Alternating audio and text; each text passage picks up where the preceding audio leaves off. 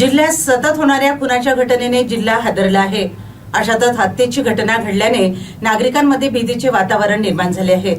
अनैतिक संबंधाच्या संशयावरून एका 22 वर्षीय तरुणावर झोपेतच कुऱ्हाडीचे घाव घालून हत्या करण्यात आल्याची घटना कारेगाव शेत शिवारात घडली। आशिष उर्फ कृष्णा खंडूजी कांबळे असे हत्या झालेल्या युवकाचे नाव आहे, तर पांडुरंग कांबळे असे मारेकऱ्याचे नाव आहे। दरम्यान या प्रकरणी जंगल पोलीस ठाण्याचे पोलीस निरीक्षक विकास दंडे यांनी मारेकऱ्याला ताब्यात घेतले। मृतक आशिष कांबळे यांच्या पत्नीसोबत अनैतिक संबंध आहे असा संशय पांडुरंग कांबळे याला होता।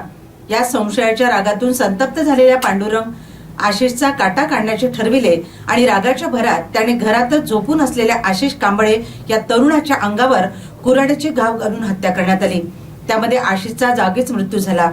हत्या करण्यापूर्वी पांडुरंगने मृतक आशिष असल्याचे समजून त्याने शरद कांबळे याच्यावर हल्ला चढविला। त्यामध्ये शरद हा गंभीररित्या जखमी झाला असून त्याच्यावर शासकीय रुग्णालयात उपचार सुरू आहेत। दरम्यान या प्रकरणी जंगल पोलीस ठाण्याचे पोलीस निरीक्षक यांनी मारेकरी पांडुरंग कांबळे याला ताब्यात घेतले।